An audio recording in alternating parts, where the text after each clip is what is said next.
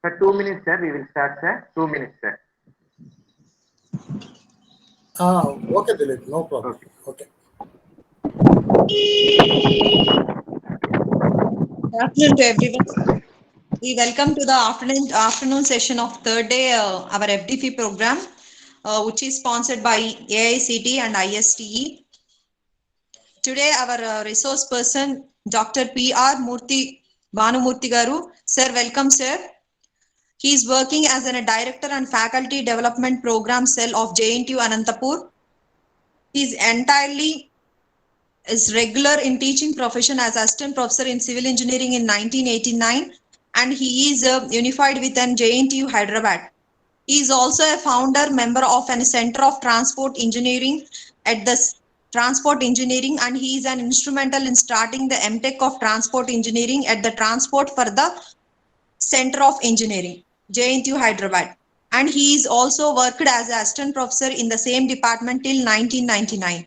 And he got promoted as an associate professor in 1999 and worked in the same capacity of Center for Transport Engineering till 2006. When he got promoted as a professor, he has been transferred to JNTU College of Engineering, Anantapur in 2006. When the JNTU has been divided, the Government Act in 2008, the JNTU Anantapur has been formed as Anantapur. Dr. P.R. Bhanumurthy Garu has been various administration posts in JNTU Anantapur prior at the present assessment. And he has been included with the Director of Administrations and Director of Foreign Affairs and alumni team for everything and matters. Head of Civil Engineering Department and Director of Adult Academic. And he has been recognized as an expert in the field of traffic and transport engineering in Andhra Pradesh, and he has mainly achieved many credits and awards. Recognizing his as a professional expertise, the government of Andhra Pradesh has been taken his as a member in many high-level committees related to traffic and transport. He has been worked as an advisor on matters related to the traffic management and transport planning too. And Municipal Corporation of Hyderabad and Hyderabad Urban Development Authority and Hyderabad Traffic Police, Cyberabad Traffic Police and an Airport Authority of India. He was a member of Roadway Safety Certification Team. He is presently a member of a Technical Advisory Committee of APCRDA. The committee has reviews and evaluated the comprehensive traffic plans for CRDA region being carried out by a Japan team. Similarly, he is also acting as an TAC member for Hyderabad Metropolitan Development Authority that reviews and evaluate the comprehensive traffic study reports related to HMDA region. Earlier, he has been was expert in the review of transport plans submitted for 42 municipalities in AP under AP USCP, a program funded by an World Bank. He is also a member of Indo-Germany team to develop and transport plan for the Hyderabad city, and he is also visited Germany for 3 months as a visiting fellow in 2009, which is sponsored by the AP government. Dr. P.R. Bhanumurthy is acted as a paper settled and MTech and PhD examiner for various universities like JNTU Hyderabad and JNTU Anantapur, Usmania University, NIT Warangal, NIT Kolkata and University of Pondicherry. And he has been delivered more than 75 invited talks on topics related to traffic and transport in various institutions and organizations like NITW, NIT Kolkata, Engineering Traffic College of India, Hyderabad, and National Police Academy, Hyderabad, and National Academy of Construction, Hyderabad, and Central Institute of Road Transport, Pune. Apart from the academics and research activities, Murthy Garu has been also worked as a conveyor for the state level examination APECT on the behalf of APSCHE for 6 years consequently from 2015 to 2020. And he has been recorded as many awards and achievements in his career. Sir, we warmly welcome you, sir. Thank you, Ma. Thank you so much. Can I start now? Yes, sir. Yeah, continue, sir. Yeah. First of all, I thank Ms. Priti for introducing me with such nice words. Thank you, sir. I thank Mr. Dilip, and also I thank all the administration and the management of SV College of Engineering for inviting me to give a talk on national education policy in this particular program. So, actually, my field of specialization, so elaborately described in my introduction, has nothing to do with the national education policy. Okay, my field of expertise is traffic and transportation engineering, but now I'm going to speak about National Education Policy 2020 because this is considered to be one of the major reforms that has been brought in the field of education, which will totally change the face of education in our country. Now, if you want to change the education system, we should understand one thing. We should start with the basic, that is, we should start with the elementary education and primary education, and we should go to the higher education, because education is like a big tree. Now what we are doing, especially all of you belong to the higher education streams, I think most of you are from engineering colleges. I understand. I'm happy that more than 50 people are here. So all of you belong to this engineering stream, and you know that what we are trying to do at higher education level. We are trying to impart what are called human values, and we want to impart to the students communication skills, life skills, soft skills, where we want to impart when they have come to the college. Actually, these values and these skills are to be imparted when they were children. Why? Because this entire education system, as I told you, is like a big tree. Okay, right from the roots, we have to take care of the tree. When the tree has become so big, if something is wrong at the level of the roots, then there is no point in spraying something like a pest killing liquid on the leaves of the tree, because we have to totally concentrate on the treatment of the roots of the tree. So that is what I say normally. Say, human value should come to the people right from the beginning. From the early childhood education, they should get the value system. There is no point in teaching human values to a 19-year-old boy or a 20-year-old boy or girl.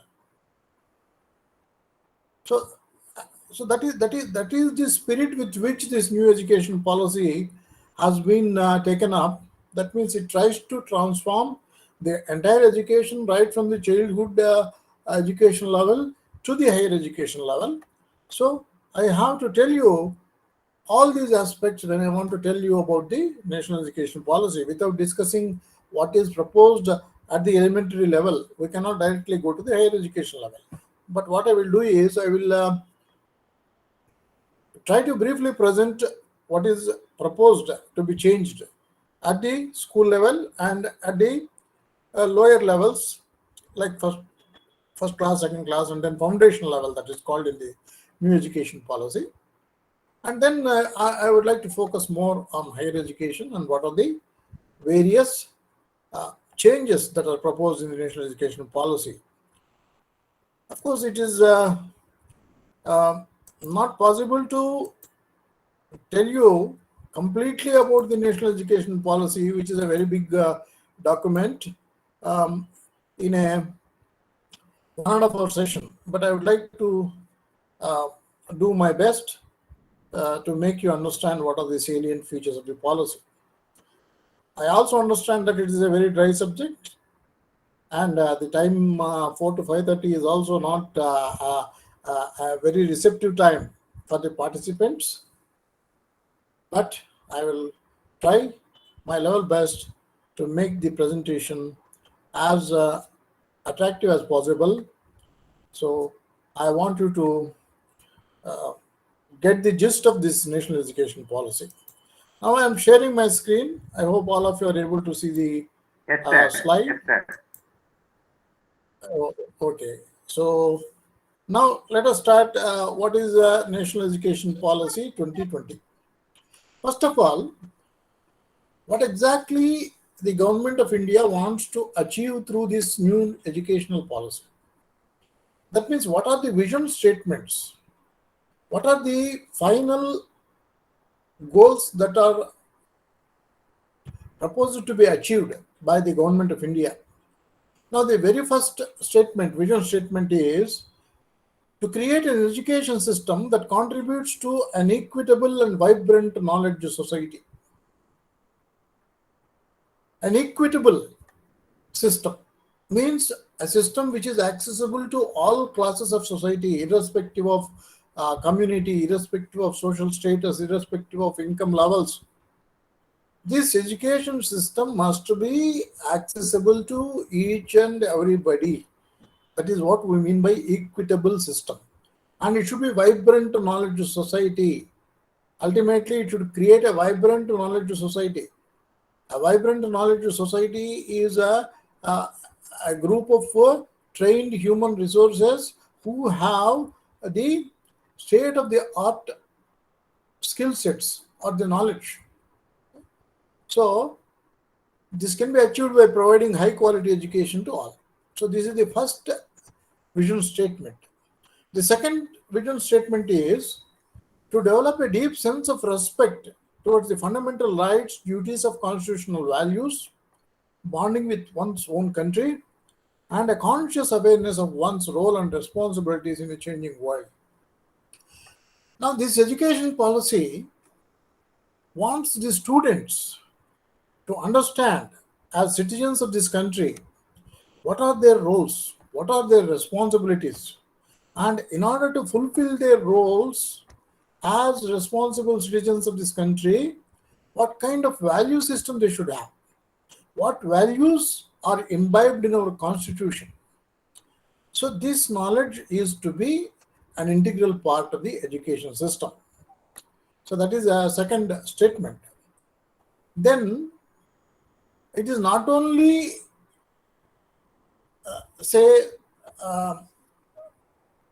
sufficient to be a good citizen of the country. The student who goes through this education system must also be a good global citizen. He should know what is happening around the world, and he should have the skills to work anywhere in the world. He should be a responsible citizen of this country, so that he will take care of the sustainable development of the planet and the globe. So that means the third statement you can see, this national education policy wants to instill skills, values, and dispositions that support responsible commitment to human rights, sustainable development and living, and global well-being. You see, one should be aware of one's own country's heritage, the country's legacy, the history of the country. He should know. At the same time, he should also be a truly global citizen. So that is how the three important vision statements are stated for the new education policy, NEP 2020. Now, what are the key principles which are the guiding principles for the national education policy? First thing is respect for diversity and local context. Now, the national education policy recognizes that our country is very diverse in terms of the cultures, in terms of the languages, in terms of the food habits. Say, each state has got its own culture. Each state has got its own traditional values. Each state has got its own local, what should I say, local practices.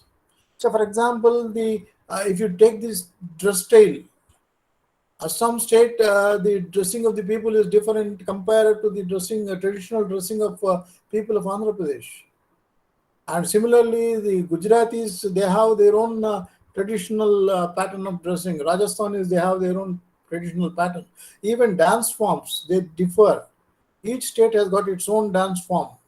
Kathakali, Odissi, Kathak, Bharatanatyam, Bhangra, Punjab dance. So each state has got its own cultural heritage, its own tradition, its own local practices. So this is identified by NEP, and then it says that we should respect this diversity.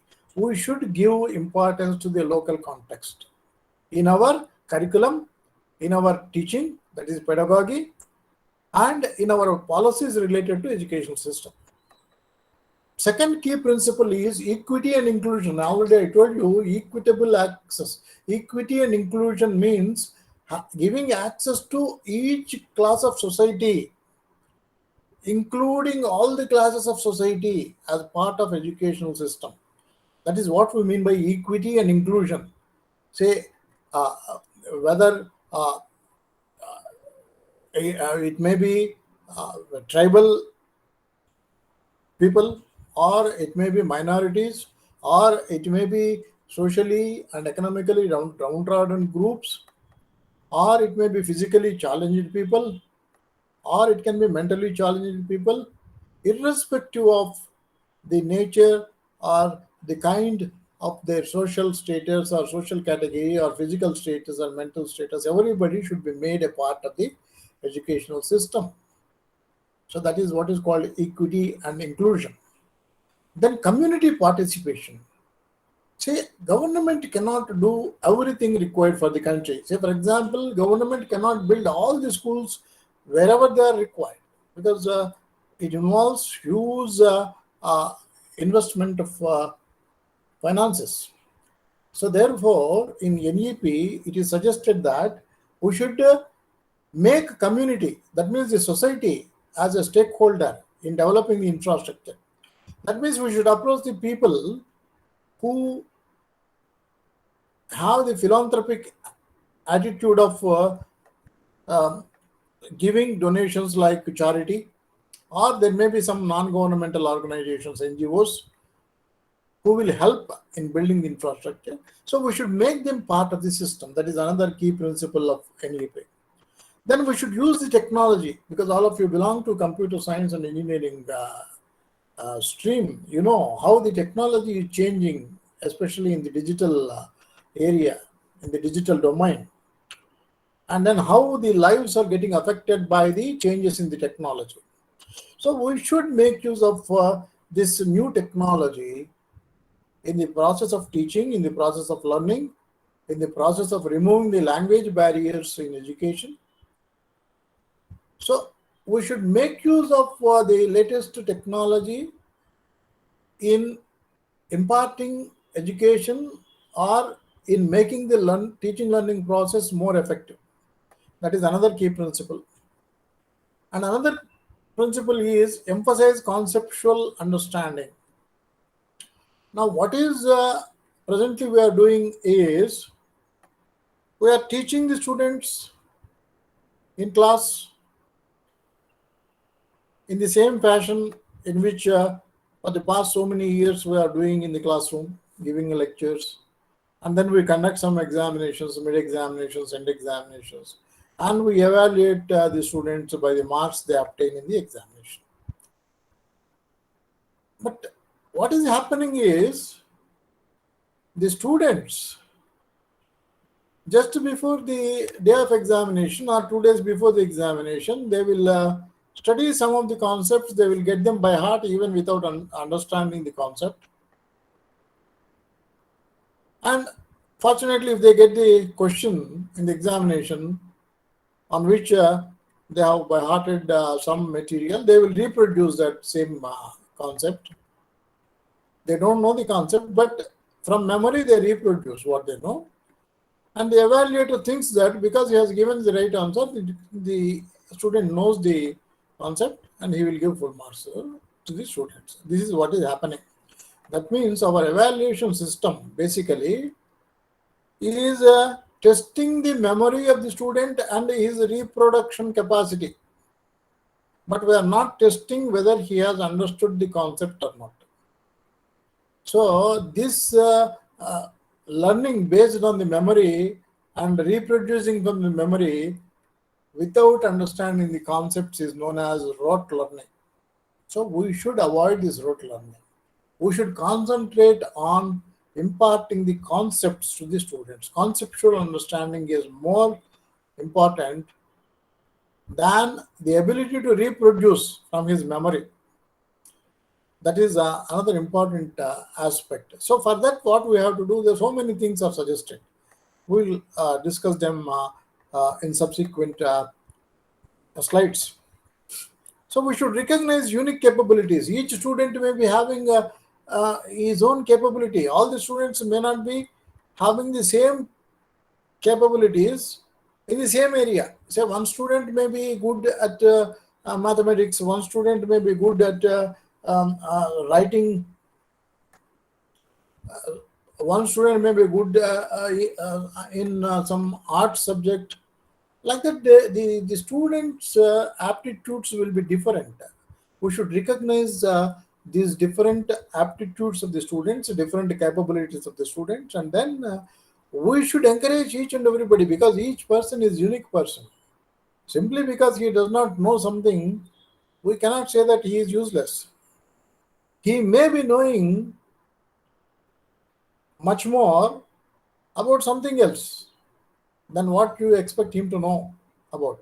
Okay, so that is another important thing. That means we should recognize in which area a particular student can become good at, or where he can excel, in which field he can excel, and accordingly we should impart the education to the students. Then critical thinking and creativity. Critical thinking has got so many names, like lateral thinking, creative thinking, logical thinking, or out of the box thinking. There are so many names given for this critical thinking.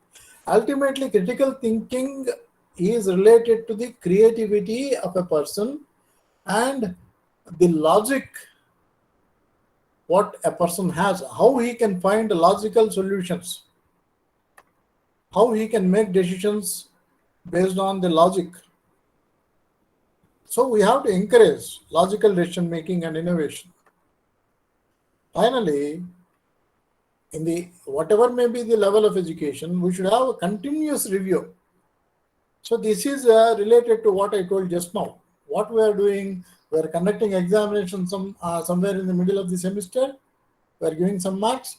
We are conducting examination at the end of the semester. We are giving some marks. So if the student can reproduce what he has memorized, either in mid-examinations or end examinations, he will get good marks. And we say that he got very good marks, he is a good ranker, he is a good student. But that is not the real case of judging the concepts or conceptual understanding of the student. That's why we need to have a continuous review. Okay? Regular assessment, not only at specific point of time. So that is another important thing what is proposed in the new education policy. Now, how we can ensure universal access, or how we can make the education system accessible to all? How can we create equal opportunity to all the children? We are coming from right from the beginning, right from the elementary levels of education. So there should be well-defined learning outcomes at each level. First of all, we should define So when the student completes this particular course, say first grade or second grade, he should have so and so abilities. These are called learning outcomes. And then we have to measure those out. That means the learning outcomes, whatever we decide, should be measurable to know whether they are achieved or not. Then we have to build schools, both government schools and non-government schools, and there should not be any difference between a government school and non-government school. So in building the schools, as already we have discussed, we should take help of the philanthropic persons or persons who want to help others, or non-governmental organizations who do some charity work. Then there should be multiple pathways to learn. Multiple pathways means the education need not be only formal education where a student has to come to a school and he can learn through normal teaching. There can be informal modes of education also, like online. Say earlier to pandemic, we were not using this online mode of education, but now it has become order of the day. For the past 2 years, all of us are accustomed to this online teaching, online learning. Even now also we are meeting online. So this is an unconventional way compared to the situation of the system some 2-3 years back. Now this is a non-formal way of interacting. So in the same way, you can also interact with the students. So like that, you should find out as many possible ways as possible to impart the education, multiple pathways. Then the most important thing is there are many people in the rural areas, especially in the tribal areas particularly, who have discontinued their school education. They are known as school dropouts. Now, why the children have left the school? Because their parents belong to low income groups, because their parents want to put the children to work right from the early childhood so that he also earns something for the family. So right from the childhood, the children are looked upon as earning members. Because of that, in rural areas, in tribal areas, the parents don't want their child to go to school. Instead, they put him in some work. So the dropouts rate is very high in rural areas, in tribal areas, and the national education policy wants to bring back all those dropouts into the educational system. 20 crores of children are estimated as school dropouts. And this national education policy wants all of them to come back to the system of education. So if they want to do that, obviously they have to compensate something for the parents. So that is also included as a part of making the education equitable to all. Then alternative centers. School need not be the only center where learning can take place. There can be many other centers, innovative education centers. So we have to come out of the conventional thinking. We should explore all possibilities, how we can ultimately impart the knowledge to a student. Peer tutoring. This is a new concept. Peer means all of you know in computer terminology also you have this peer-to-peer communication. You have peer means equal. So peer tutoring means what? Senior students can teach to junior students. That means students themselves can be teachers. If you involve the students as teachers to lower classes,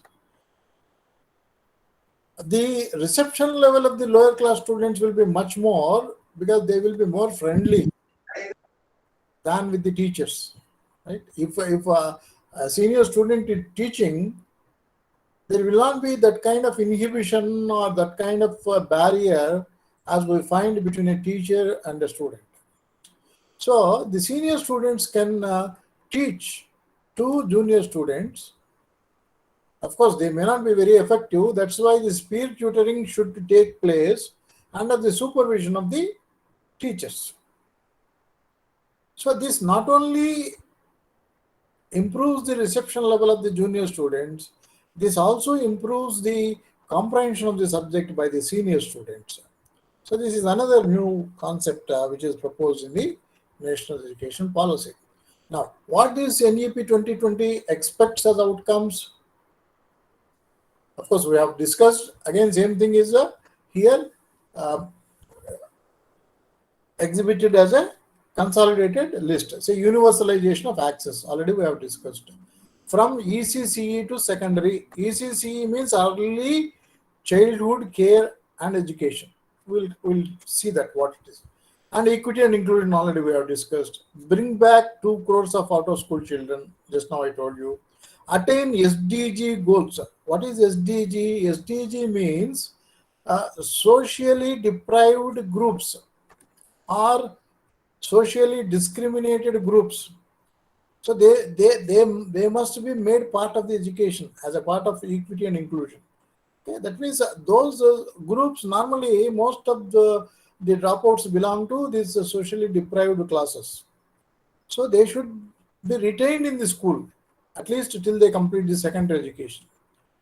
And then there should be what is called foundational literacy and numeracy. At the foundation level, at the early childhood education level, we should decide what should be the outcomes, and this is done by foundation literacy and numeracy. Numeracy means knowledge about the mathematical concept, basic mathematical concepts. Literacy means, of course, it is knowledge about the languages, alphabets, colors, shapes, etc. So this must be basic outcomes at the early childhood education. Now, right from the childhood,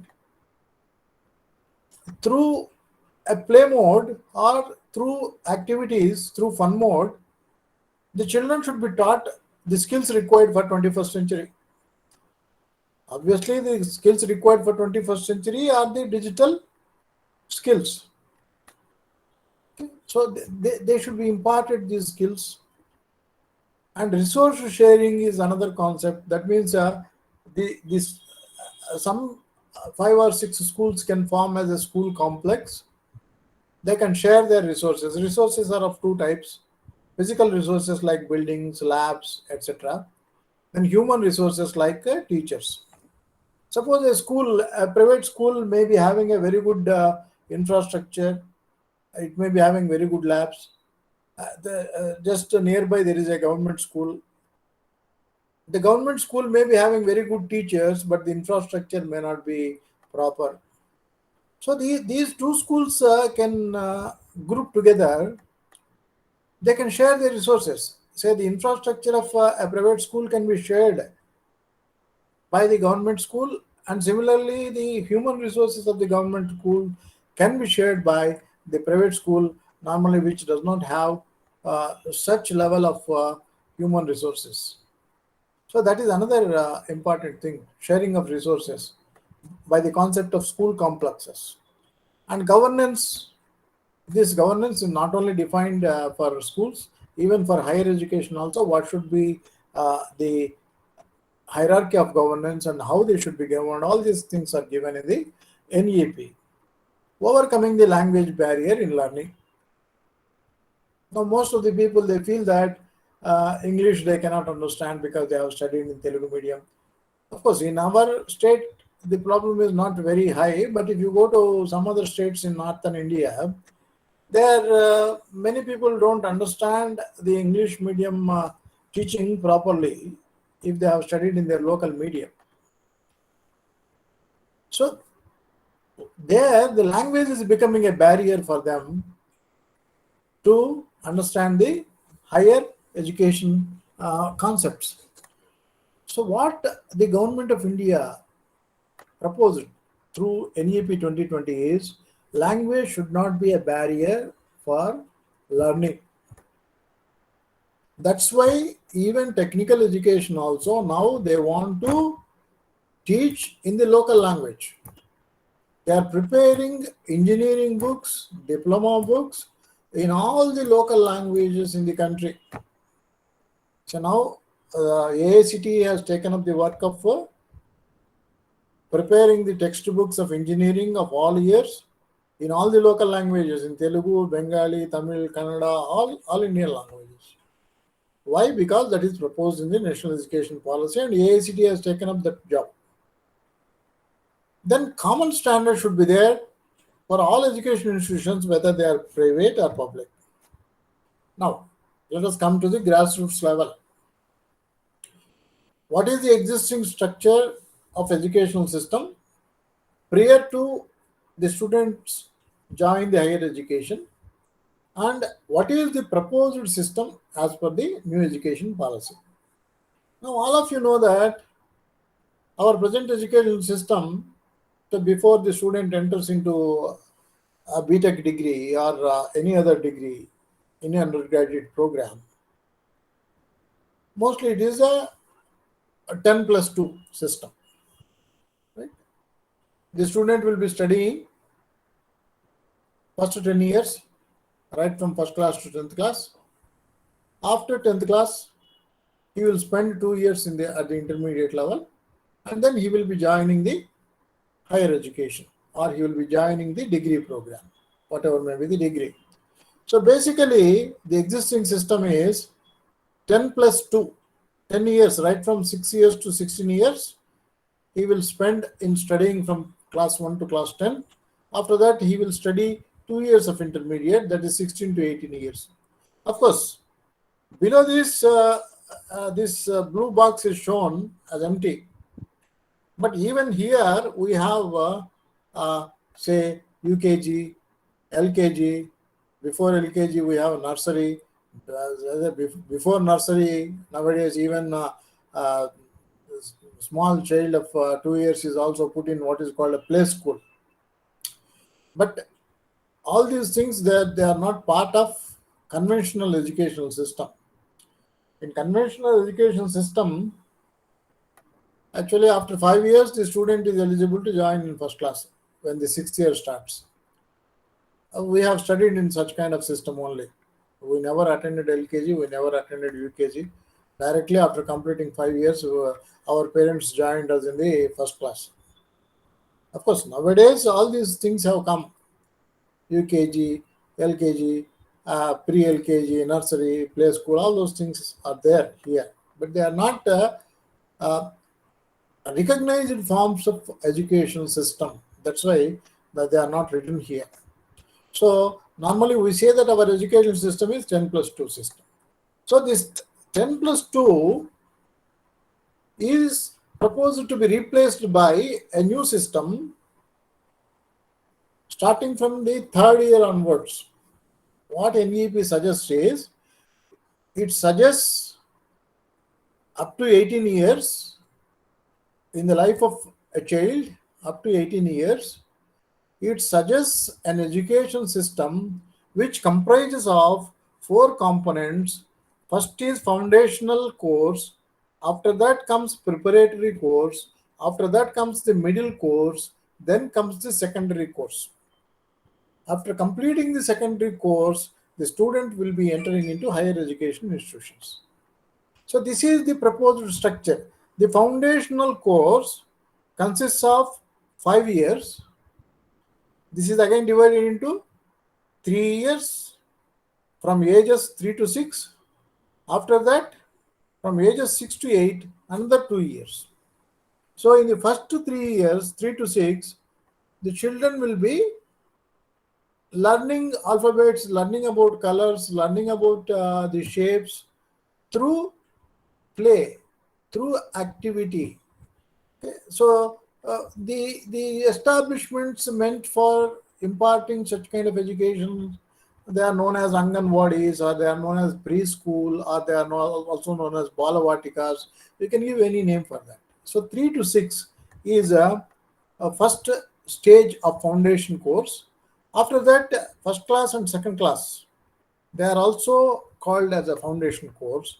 So that means by the time the foundational course is completed, the student attains age of 8. After 8 years, from 8 to 11, these 3 years is considered as a preparatory level.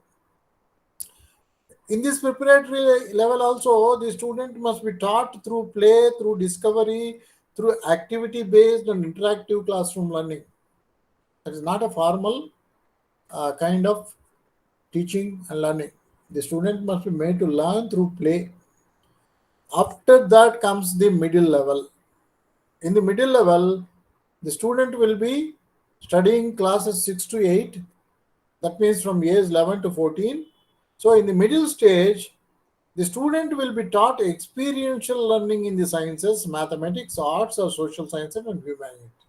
Experiential learning means the student is encouraged to do small projects on his own. It may not be a very big project. Let us say in science, the teachers have to give him a small task so that he can understand the principle. So, making the student learn by doing is called experiential learning. The student has to experience what he is learning. That is experiential learning. So, that is to be imparted at the middle level. After that, the student comes to secondary level. In the secondary level, it comprises of 4 years, right from school class 9 to class 12. So, the age of the student will be from 14 to 18. So this is the secondary level. In the secondary level, the student must be taught a much higher level of concepts like critical thinking, like multidisciplinary areas of study, because the student has attained sufficient age to grasp these concepts. He should be taught critical thinking, he should be taught multidisciplinary areas, and he should be given flexibility to choose his own subjects, because these are the blooming ages of the mind, 14 to 18 years. That is the age where the mind of a child starts blossoming.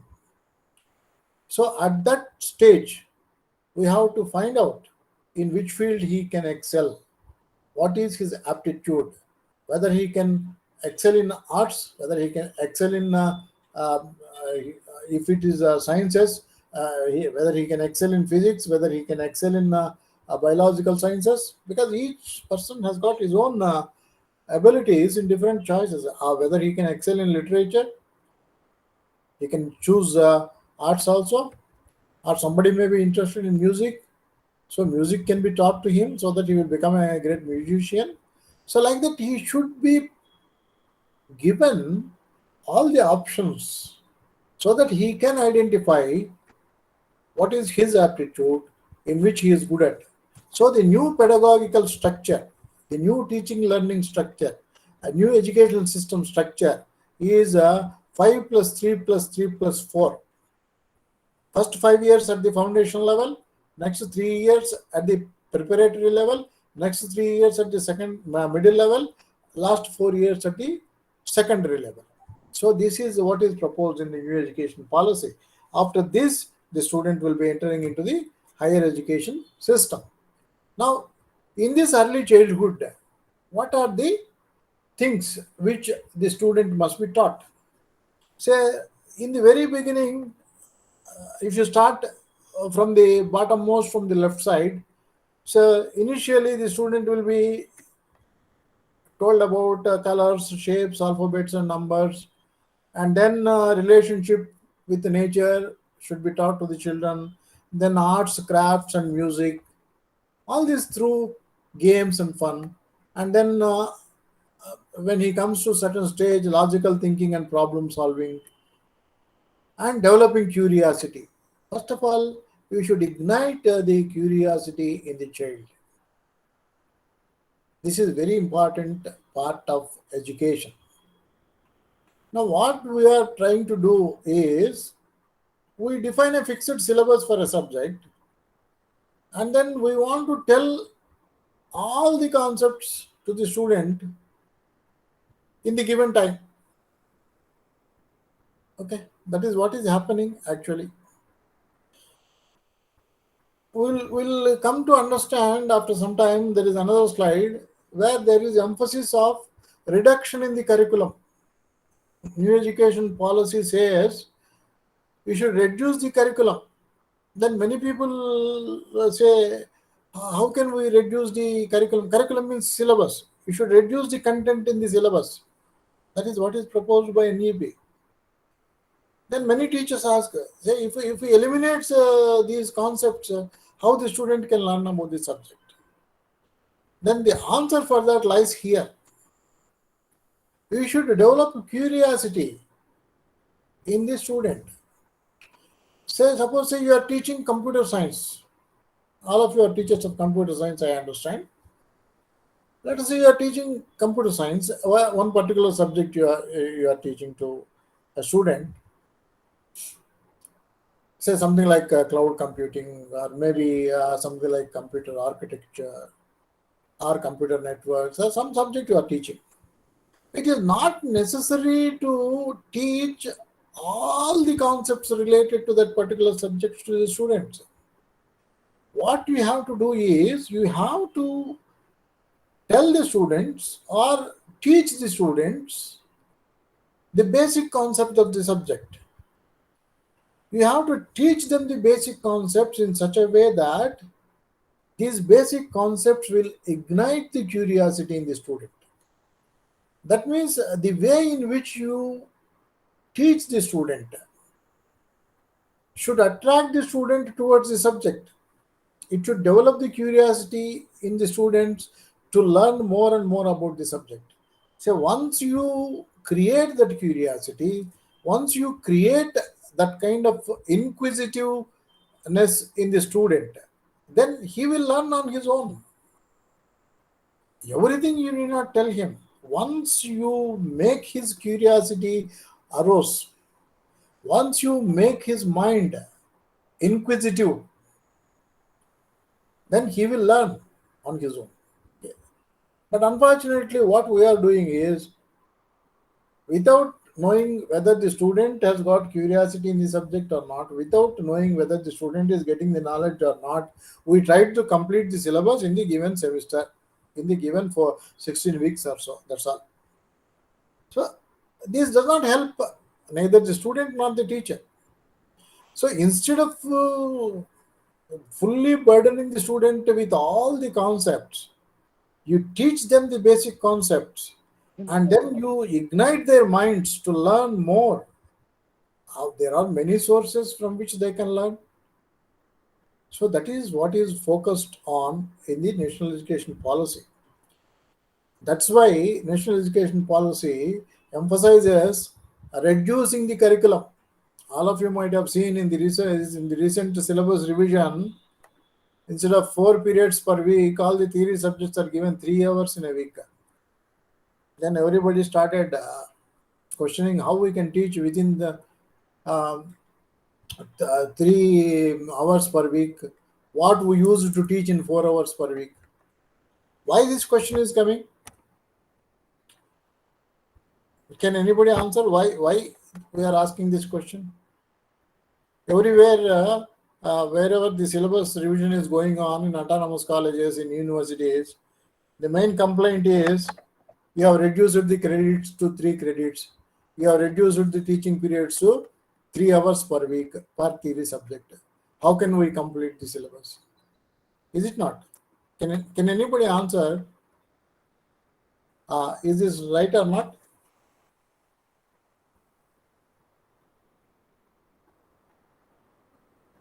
Yeah, I hope I am audible to all people. Yes, sir, you are audible, sir. Yeah. Can anybody tell me, are you aware of the recent changes that have been brought in the curriculum of engineering, R20 regulations? I hope all of you are teachers, right? Yes, sir. Yeah, anybody can tell me, are you aware of this? From 4 credits, the theory subjects are made into 3 credits. From 4 hours per week, they are made into 3 hours per week. Are you aware or not? I don't know whether people are listening to me or then simply they have logged in and they have gone somewhere else.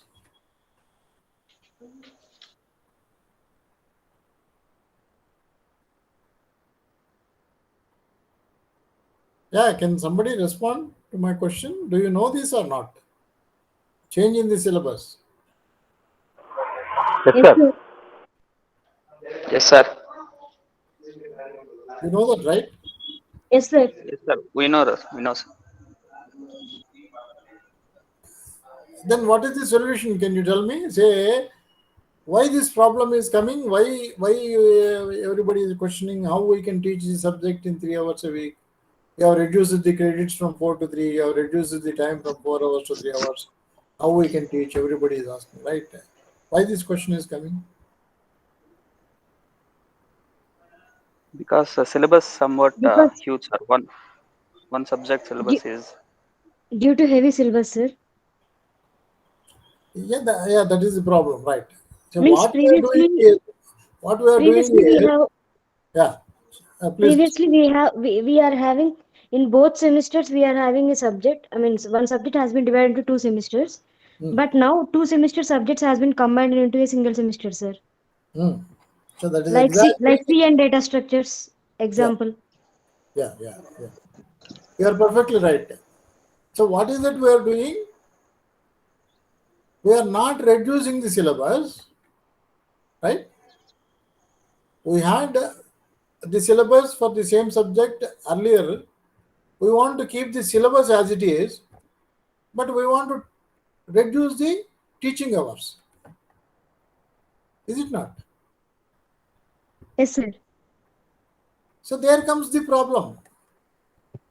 There comes the problem. We are not reducing the content which is to be taught, but we are reducing the number of contact hours with the students. That is not the philosophy. The philosophy is you have to reduce the content also to match with the reduced teaching hours. But what we are doing everywhere, not only in the colleges, in the university also, what we are doing, we don't change the syllabus at all. We keep the syllabus as it is. Whatever was taught in the last 10 years or 20 years, the same syllabus we keep. Simply we change the hours from 4 to 3, credits from 4 to 3. That's all. Is it not? Yes, sir. It yes, is sir. right, sir. Yes, sir. That is what is happening. But that is not the right way of doing things. When you are reducing the hours of teaching from 4 to 3, correspondingly you should also reduce the syllabus content, right? So that is where this particular philosophy comes into picture. You have to concentrate more on the basic subjects in the syllabus. You have to concentrate how effectively you can communicate the basic concepts to the students, and the advanced topics whatever are there, advanced concepts whatever are there related to that subject, they have to be learned by the student on his own or on her own, and you should ignite that interest. You should ignite the inquisitiveness in the student as a teacher. That is your role. It is not that you can teach everything related to that subject in the given time. It is impossible. Nobody can teach everything about a subject in a classroom. But unfortunately, we have not understood the philosophy. We want to keep the same syllabus which we used to teach when we were having 4 credits.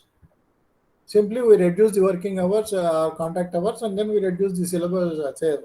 We reduce the credits, and we say it is the new syllabus. Actually, there is no change in the syllabus. So, this is what we have to understand, right? If you can reduce the syllabus, then you will not have any problem. You can complete the syllabus even with 3 hours per week also. But that we are not doing. And that is what is proposed by new education policy. And then the student should be able to work in a team. The student should be able to lead the team as well as he should be in a position to work as a member of the team. He should be in a position to collaborate with the members of the team. He should be able to guide the team when he is given the leadership. Both the skills and both the qualities must be imparted to the students. Discovery based learning, that means by projects, doing some relevant projects, effective projects, the student can learn a lot, hands-on experience. Ethics, the student should have a strong value system, integrity, sincerity, hardworking nature, truthfulness, compassion towards the other people in the society, a feeling of belongingness to the community. All these things are required. They are all part of value system of a student. So a student should have a strong ethical system, and that ethical system or value system must be imparted through our foundation, preparatory and secondary level education. That should be a lifelong guiding principle for a student. And the student should have self-identity. As I told you, we are not producing prototypes, copies of each other. Each student may be a different person. Each student will have different capabilities. Each student is unique in his own aptitude. So we have to respect that. We have to encourage that. So self-identity of each student must be preserved. The student also should have emotional intelligence. How to maintain the human relationships. How to respond to another person in a given situation. How to behave in the society. So the etiquette, the behavior, the human relations, and the emotional balance, all these things must be imparted as a part of education. Now you see, this is another thing, what I told you, reduction in curriculum. If you want to really impart the basic things to the student and just ignite the minds of the students to learn more, we have to reduce the curriculum. You have to reduce the curriculum to the core essentials. You need not keep all the advanced concepts in a particular subject. You keep only what are essential for that subject. Focus more on critical thinking capabilities of the student. Encourage more the inquisitiveness, the inquiry, the discovery in the student through discussions, through interactions, through giving some projects to individual students, okay, through analysis-based teaching, by taking case studies. Right? You make the student to learn the concepts rather than simply going on teaching and then without any interaction in the classroom. That is the next thing, interactive classes. Interactive teaching with reduced dependency on textbook learning. So normally, many teachers, they don't encourage the students to ask questions in the class, or they don't want the student to stop them in the middle of the lecture. This is the attitude of many of the teachers, what I have observed. Okay, because let us be frank with one another. Okay, because we are all here to understand what is needed. So especially the people who enter into the teaching profession in the early stages, normally they come prepared to the class with some notes, and they want to teach whatever they want to teach on that day, whatever they have written in that paper, they carry that paper, and they simply go on writing on the board, talking to the board. They don't look at the students. There is no eye-to-eye contact. They go on speaking. Students will be, some people may be listening, some people may not be listening. The teacher never bothers. He is happy if nobody stops him in the middle. he or she, whoever may be. Because if somebody stops the teacher, especially this type of teacher, somewhere in the middle of his teaching, then his flow will stop. Then again, he may not be in a position to continue. Of course, this happens with most of the new entrants into the teaching profession. That should not be the case. Okay, you carry all the teaching material with you. There is no problem. You have the textbook with you in the class. You have the notes with you in the class. But let your class be an interactive session. You encourage the students to stop you at any point of time. Let the student ask any question at any point of time. Even I love it. Say, if all of you, anybody can stop me at any point and you can ask me any question, I'll be very happy if you are interactive. I love interactive sessions because that is the very purpose of teaching learning process. Okay. So through interaction, we should perform this process of teaching and learning. That means questioning attitude of the students must be encouraged. So this has two benefits. The first benefit is the student becomes more confident and the student will get the self-confidence to raise in any meeting and pose his queries. Say some kinds of fears like stage fear and all those things, they will go away if the students develop the habit of asking questions to get their doubts clarified. The teacher also should help the students in this particular aspect. Second thing is, some teachers feel that if the student asks a question which they cannot immediately answer, some teachers feel embarrassed.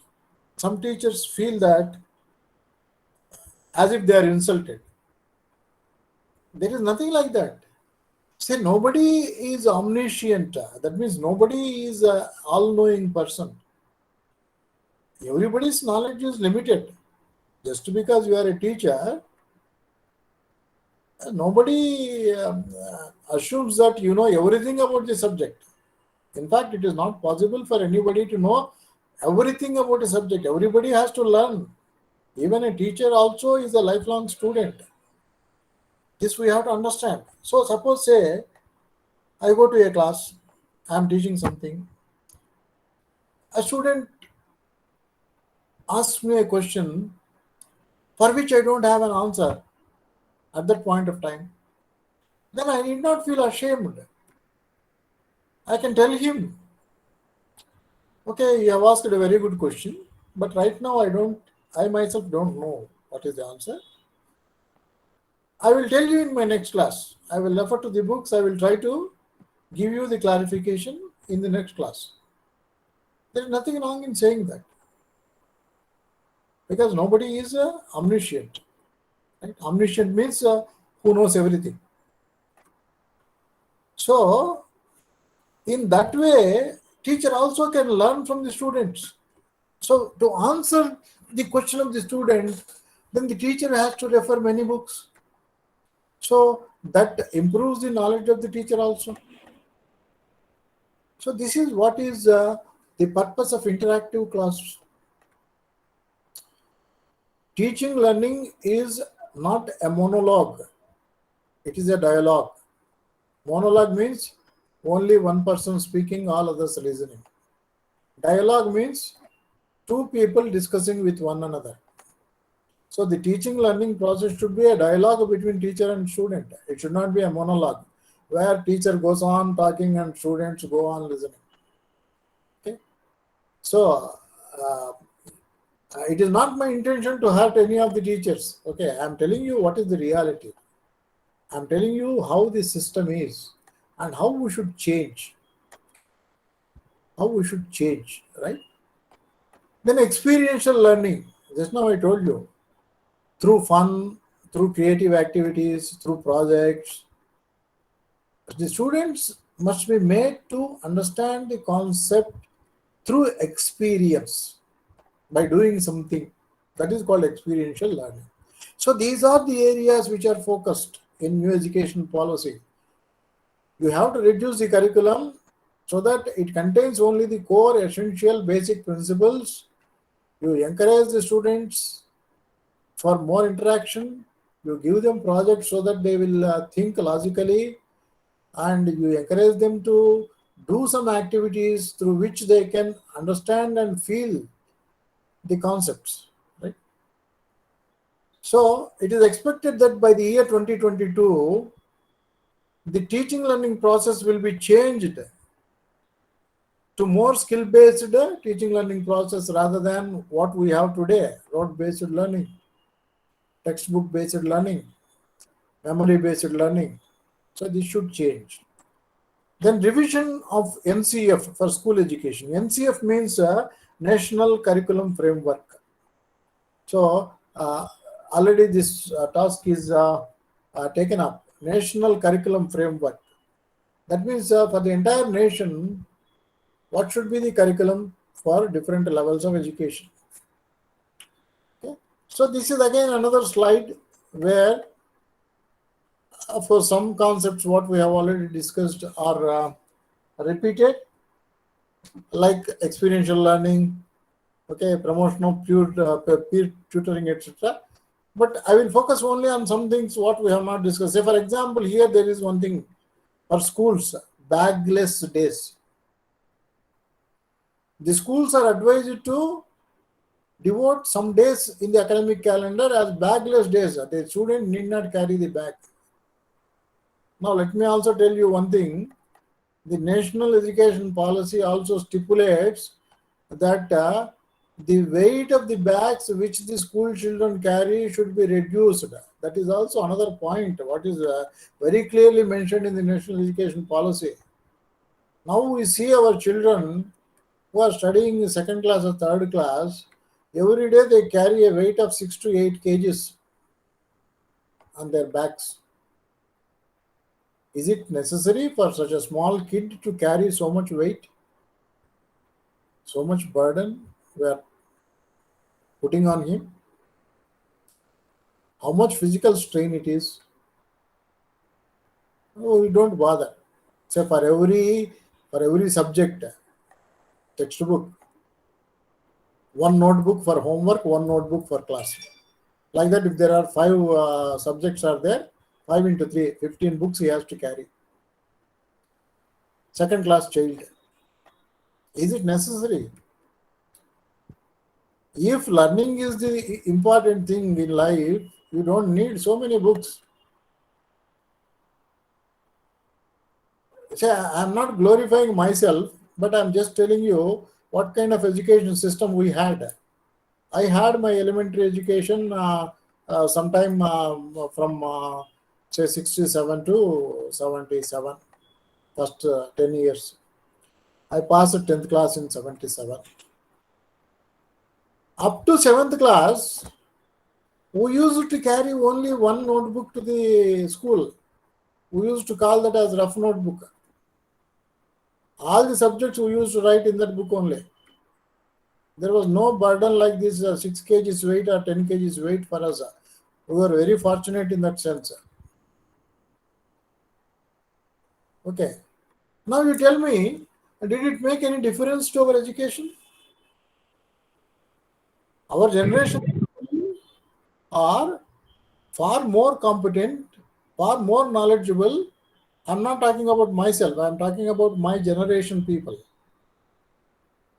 We have better communication skills, we have better conceptual knowledge, we have better human relations understanding, we have better perception than the present day students who start learning English right from nursery level, but even when they come to the degree level, they are not able to write a single paragraph without any grammatical mistake. They are not able to write an essay if a subject is given to them. So in what way the carrying of 8 kgs weight has improved the education system? And in what way our not carrying any book at all deprived us of the education? Is it not a serious point which we need to discuss? In the name of education, we are burdening the small children both physically and mentally. We keep them in the school. Now, we means, say, maybe corporate schools. I'm speaking in general. Say they want the child to come at 8 o'clock in the morning, and then the child has to be in the car, in the school campus up to 8 in the evening, because after the school is over, after 4 or 5, again they start what is called study hours. We never used to have such kind of study hours. We were free in the evening to play on the streets. Okay, even our parents never bothered. When we played up to 9 in the night on the streets. So all these things, really they helped us to develop our mental capabilities. But what we are doing, by not allowing the child to have free time, we are compressing his brain, I should say. We are depriving him, the small child, the privilege of his childhood enjoyment. So this has been understood by the government of India, and they have proposed in the national education policy bagless days and reducing the weight of the bag of the student. All these things are proposed. So they want to transform the total culture of assessment. That is another thing. As I told you, there are many agencies which are proposed that you can learn from reading the document. Something like National Assessment Center, National Testing Agency, all those things are proposed. And it is proposed even to use artificial intelligence software to evaluate a student. And that evaluation must be a continuous evaluation, not our conventional type of evaluation where we judge the capabilities of the student to reproduce. Okay. So here multilingualism is another thing. Students should be exposed to at least a minimum 3 languages. That means 2 languages apart from his own mother tongue. Yeah, anybody wants to ask anything? Any question? No questions? Okay. I thought somebody unmuted his microphone. I thought somebody wanted to raise some question. Okay. Anyway, the national education. Yeah. Emma, anybody? Any question needs to be answered? Sir, one thing, sir. Yeah, yes. Sir, in our India, actually, so many holidays they are giving, sir. Due to that, what are the holidays? all religiously, actually, so many holidays, sir. That's whenever, yeah. Whenever more holidays means, so you are unable to complete syllabus, sir. That is one my view. Okay. My view I am telling, sir. Yeah, no problem. That is what is required. I told you the same thing. I need more interaction, right? Okay. So you are not able to complete the syllabus, right? Then anything else? Okay, if that is the only point, just now we have discussed why you are not able to complete the syllabus. You tell me. No, let us have a frank discussion. There is nothing wrong. Let everybody know what is. Say you are not able to complete the syllabus. Not only yourself, many teachers are not able to complete the syllabus. You are perfectly right. But why? Why you are not able to complete? Can you tell me? Sir, some subjects huge syllabus. Some other like due to some other cultural activities. In that case also, we lost some classes, sir, due to that.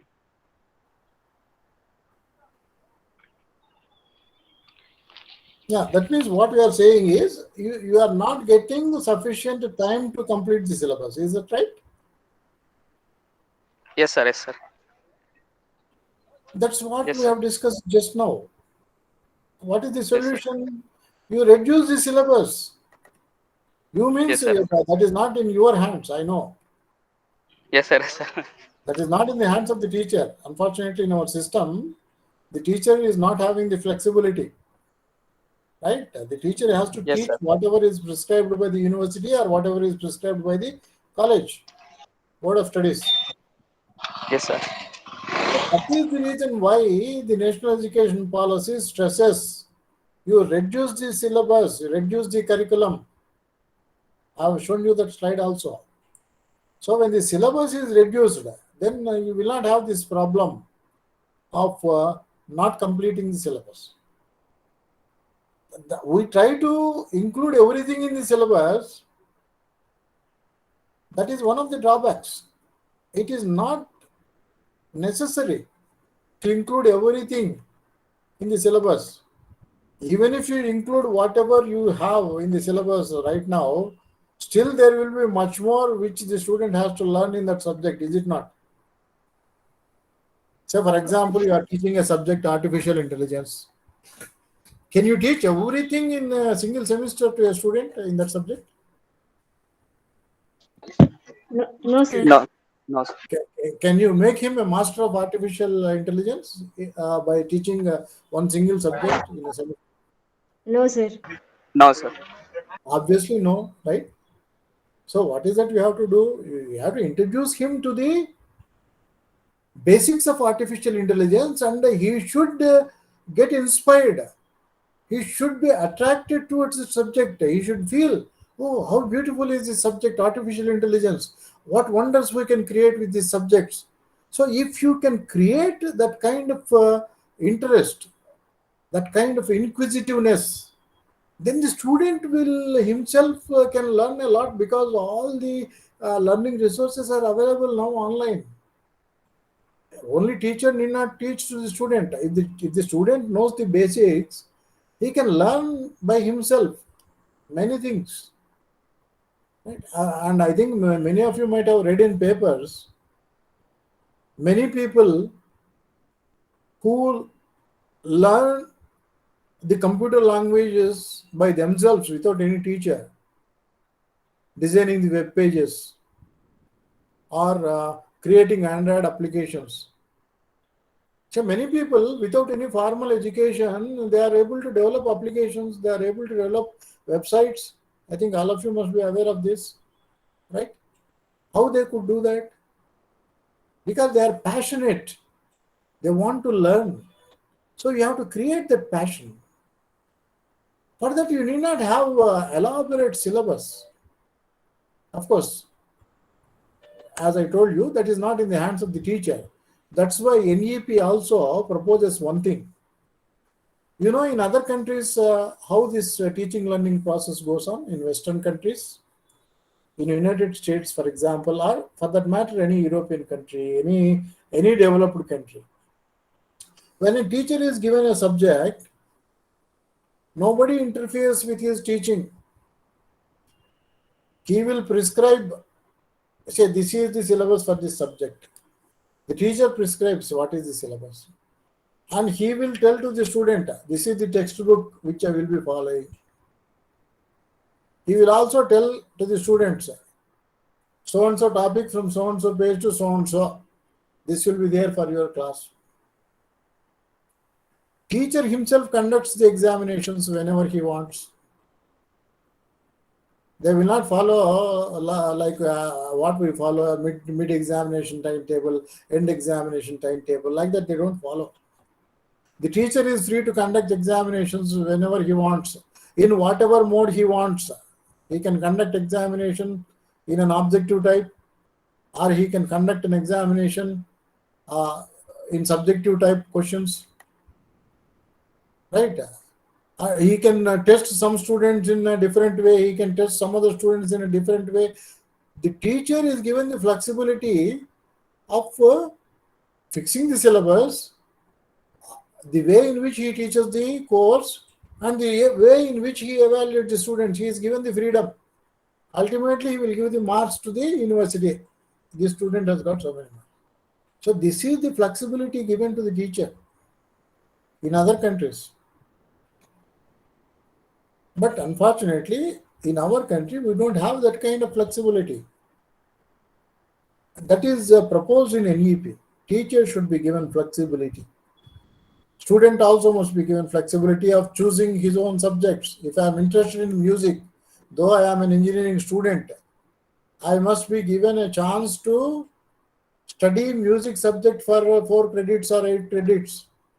Suppose I am interested in literature, I must be given an opportunity to study literature for 4 or 8 credits. So that's why the credits for core engineering courses have come down, because you should give credits for other kinds of subjects also, multidisciplinary. This concept we have to understand and we have to adapt. That means the universities and the autonomous colleges, they have to adapt to this kind of culture. But one problem is there in our country. If the teacher is given full freedom, as I mentioned, what is given in other countries, I'm sorry to say, this is not to hurt anybody. Many of our teachers do not have that kind of personal integrity, personal dedication, and sincerity. That is one problem. See, I'm not degrading anybody. I'm telling you the fact. If we have to make the teacher totally responsible for preparing the syllabus, teaching and evaluating the student, the teacher also must be capable of doing that. The teacher also must be having the knowledge. The teacher also must be very impartial. The teacher also must be very highly integral person. He should have high personal integrity. Right? All these qualities a teacher should have, then only that system will work. Okay. Just because if somebody is not there to supervise me, if I simply say to the students, okay, you come at the end of the semester, I will give all of you full marks. Then giving flexibility to the teacher will be more dangerous than the existing situation. Is it not? Yes, sir. Yeah. How many of you agree? Yes, sir. I will agree, sir.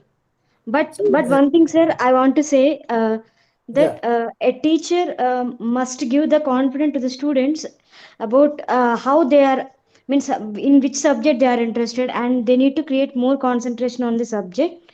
And students must be forgotten about the marks, sir.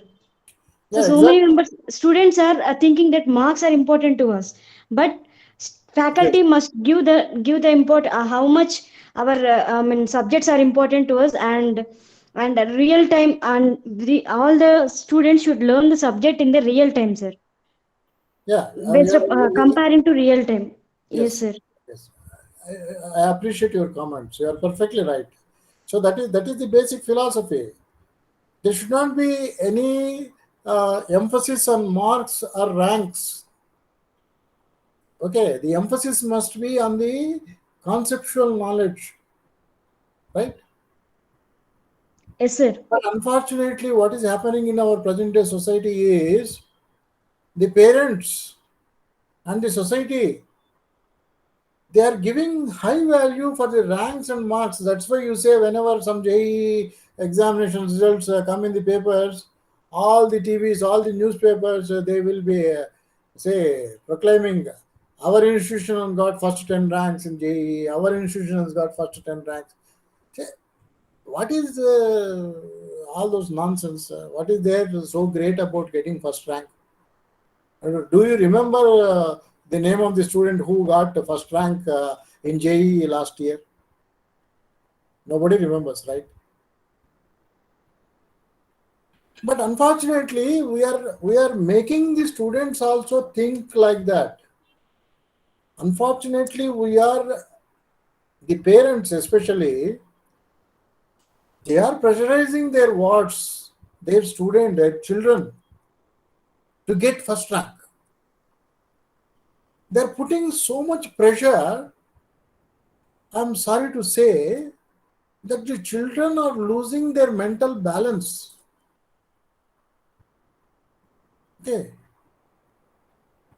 I think you might have studied in papers. Say in 10th class, we give some marks like 10 points, 9.8. So that is how presently the system goes. Is it not? Right? In 10th class, we give the present system that says 10 out of 10 or 9.8 for 10 or 9.7 for 10, right? Right? Yes, Have sir. you read in papers the students who get 9.8, that means almost he gets 98% of the marks, but his classmate gets 10 out of 10, let us say.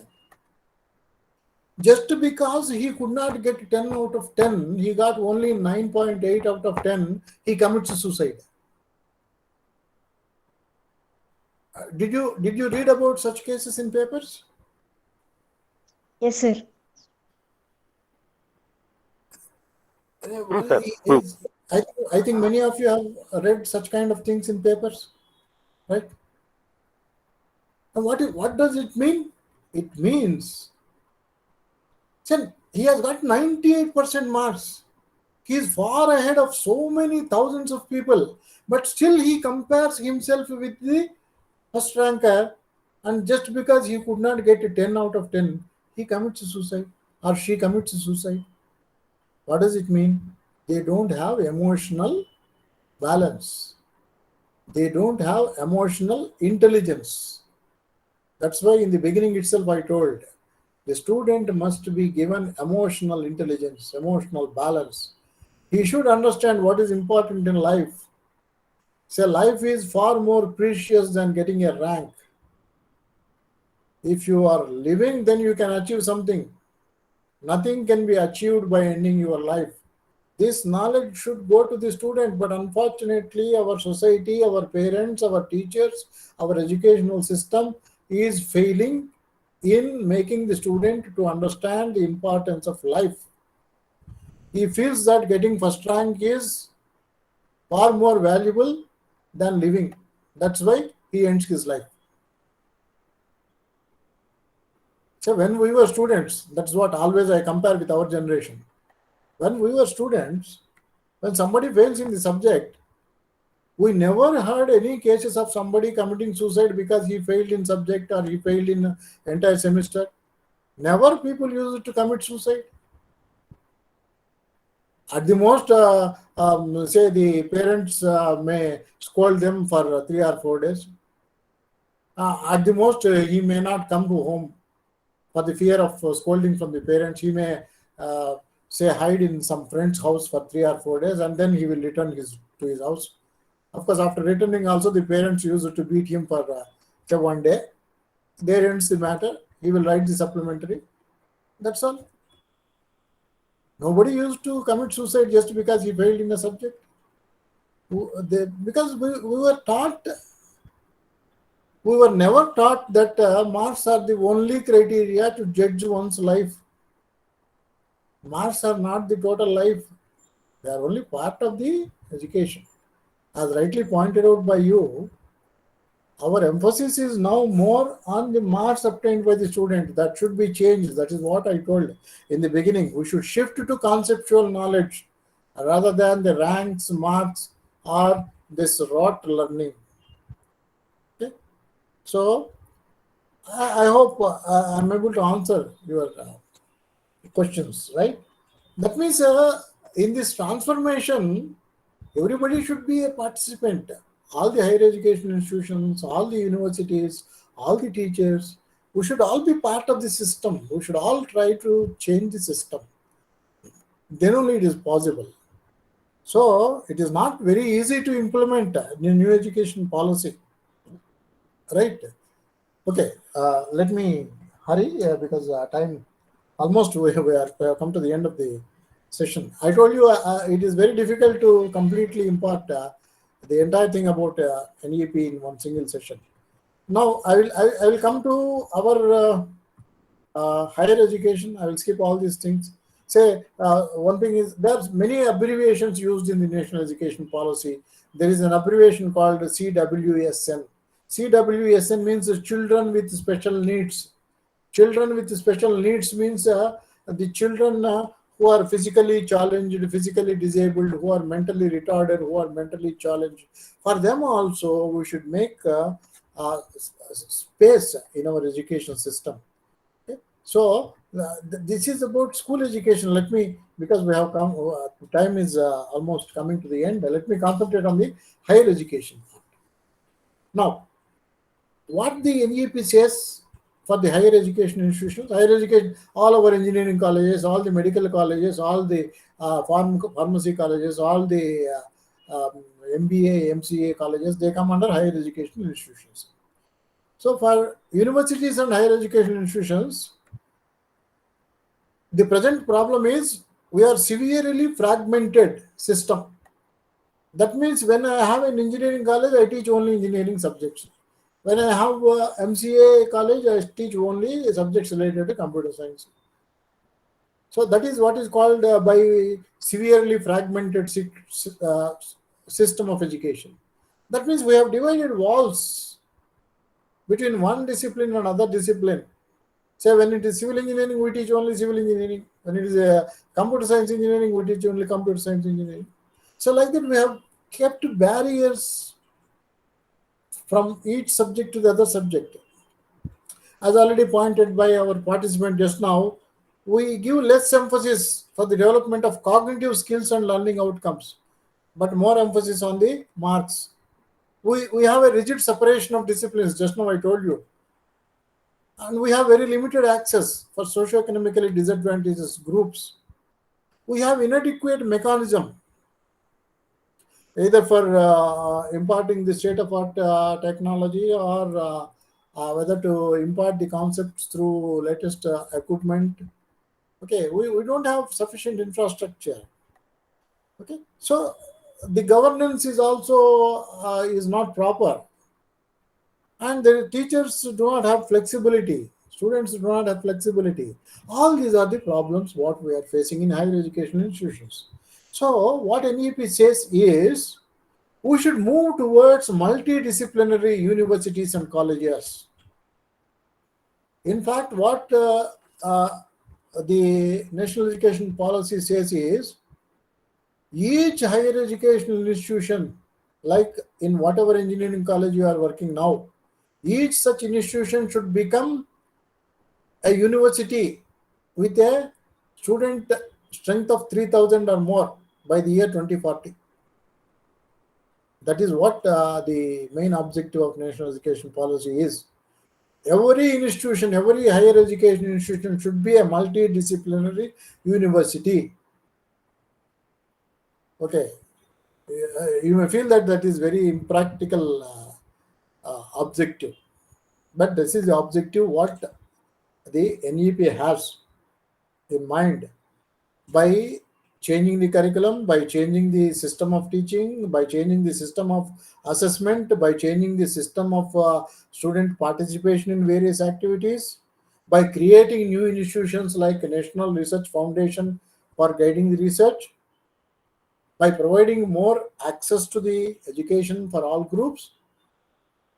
This is what the National Education Policy aims at. You see, as I told you, here I have written the points. By 2040, all higher education institutions shall aim to become multidisciplinary institutions, each of which will aim to have 3,000 or more students. There shall be, by 2030, at least one large multidisciplinary higher education institution in or near every district in the country. Every district in the country should have at least one multidisciplinary higher education institution. When we say multidisciplinary, what we mean is, in future, there will not be universities like Health University, Medical University, Technological University, Agricultural University. You will not find these kinds of names in future. There will be only university, that's all. That university will be multidisciplinary educational and research university. In each multidisciplinary educational research university, you will have all the subjects. arts, science, engineering, medicine, say management, pharmacy, everything, music, fine arts, everything should be there in the university. So you may be wondering from where this concept came. All of you know that before Christ, BC, some thousands of years back, India was the knowledge hub of the entire globe. People from all over the globe used to come to India to study, to learn the subjects. India had great universities even thousands of years back.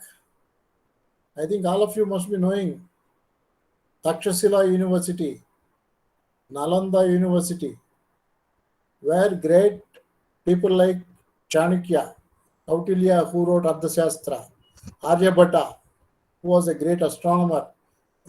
These people were teachers in those universities. People from Egypt, people from Greek, people from Rome, people from Far East, they used to come to India to learn the subjects. And those universities used to offer courses in almost all these areas of knowledge. They never confined to only a single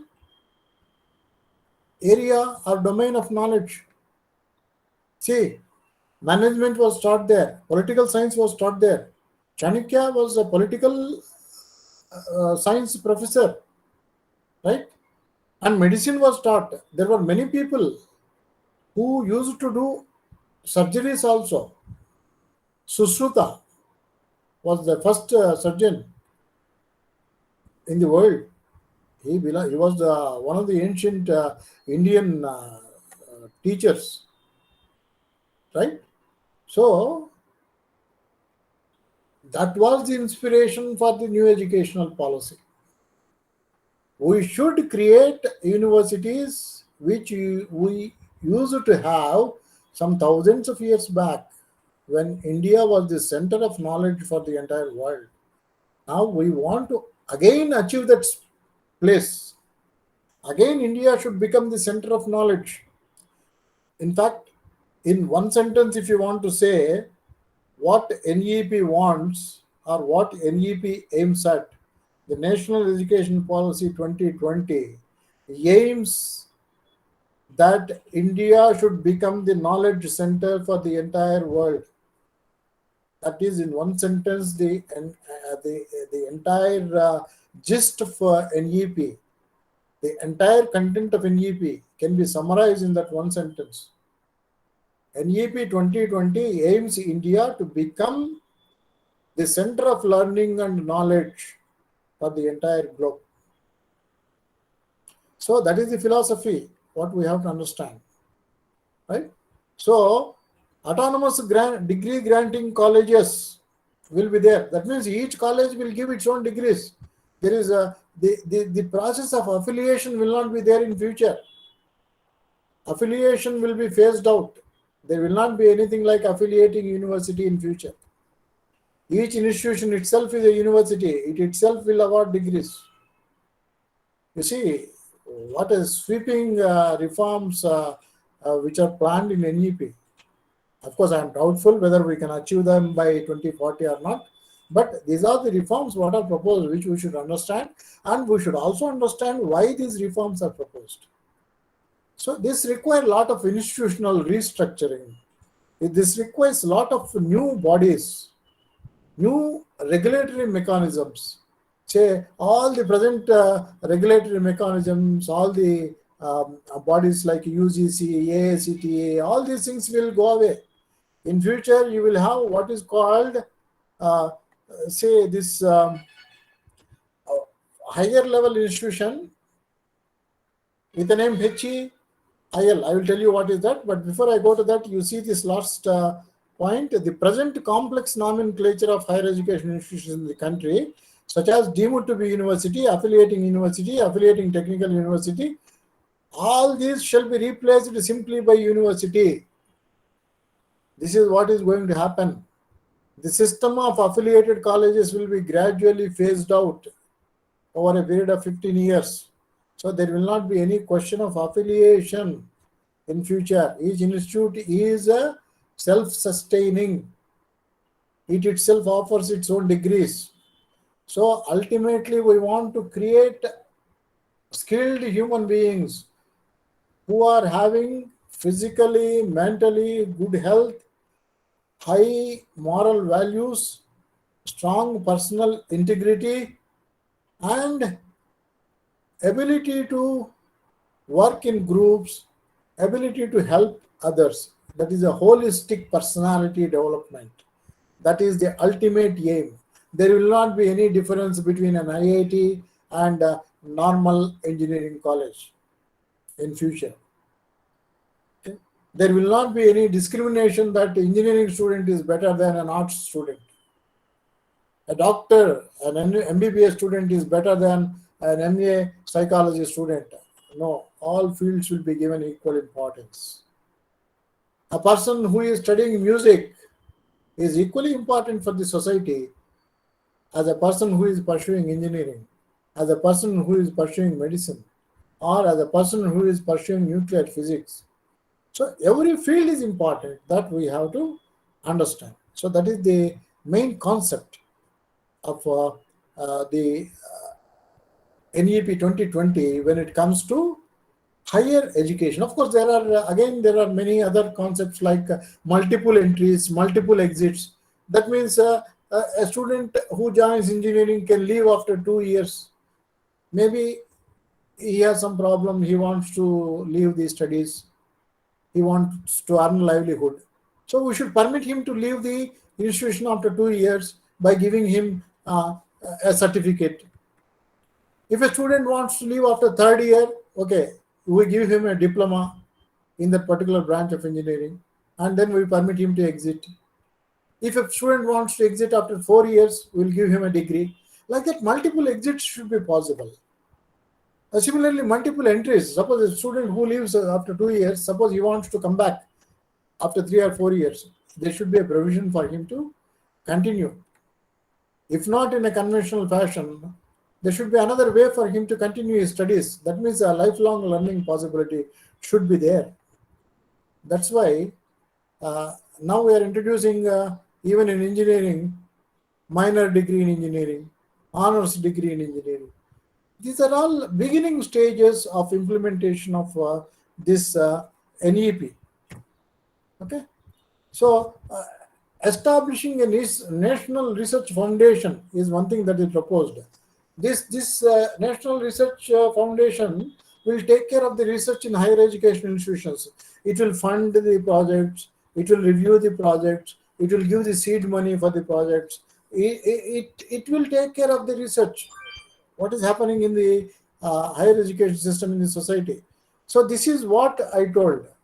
All the existing structures which are regulating the higher education now, they will be combined together, and ultimately only one body will be formed, that is called Higher Education Commission of India. All the higher education institutions will come under one umbrella, that is called Higher Education Commission of India.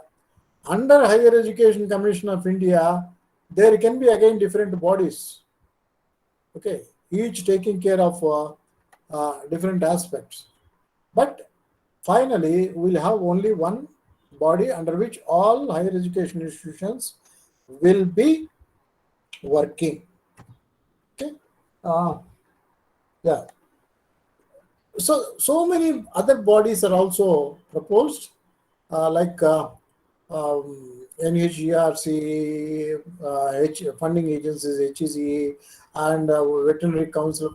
So many things are proposed. You can go through the. Another thing is curbing commercialization of education. So education now has become a commercial activity. Education has become an industry rather than a field of learning.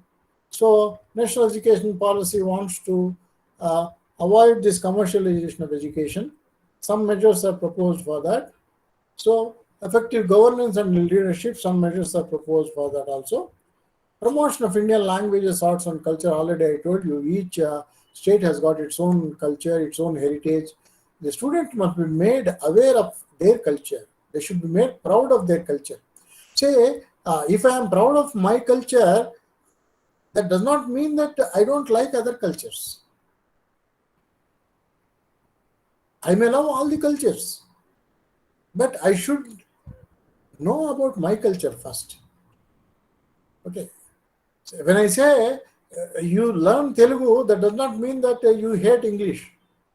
You can learn many languages. If you learn as many languages as possible, that will be always beneficial, right? But at the cost of your own culture, at the cost of your own local language, you should not go for other languages, other cultures. That is the philosophy. Don't neglect your own heritage. Don't neglect your own cultural heritage. Okay, you know about your history. You know about what are the arts related to your culture, right? All these things must be given importance in the higher education institutions also. Okay, and then I think already I have taken more than the time given to me. As I told you, we can go on discussing on national education policy for more than 3 hours because it's not a simple document which can be taught in 1.5 hours. I hope I have given you what are the basic concepts in national education policy. With this, Yes, I sir. stop here. I thank all the organizers, especially Dr. Dilip, and then Yeah. other say management of SVC College of Engineering, SVC College of Engineering, for giving me this opportunity to interact with all of you. And I also thank all of you for your patient listening. I know this is our time to listen to lectures, especially lectures like NEP, which is a very dry subject. But Yes. I'm thankful to all of you because you have patiently listened to my lecture.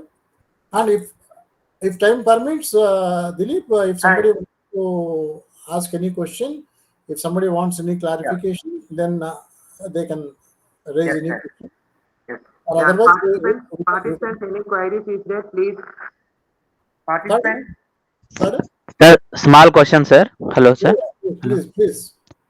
Sir, I am a lecturer in Government Polytechnic, sir. What is the what happens in NEP 2020, sir? Polytechnic colleges, sir.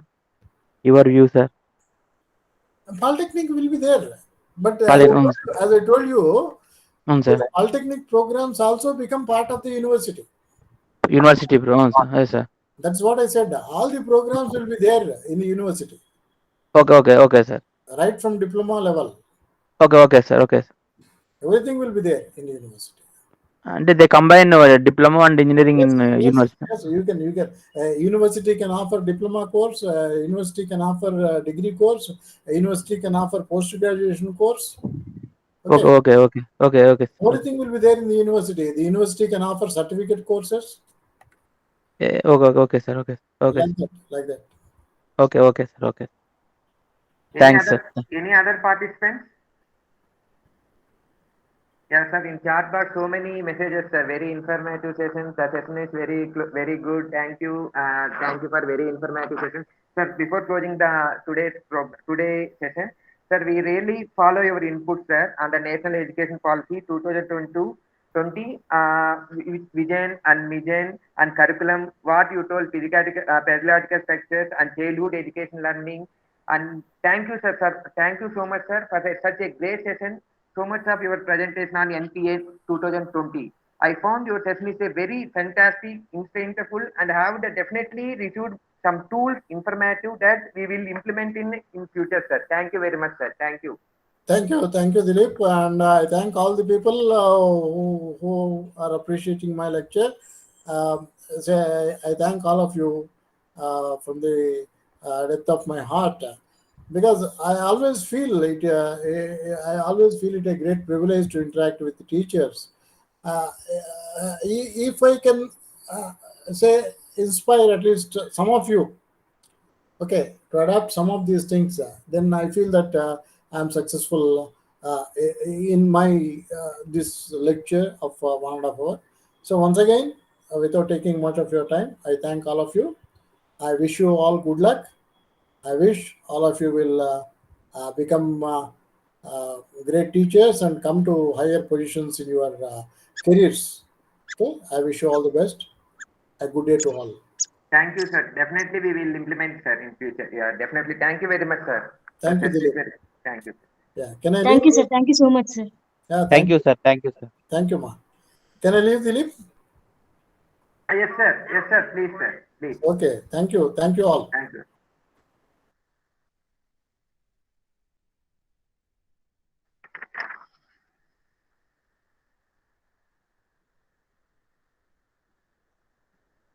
Dear participants,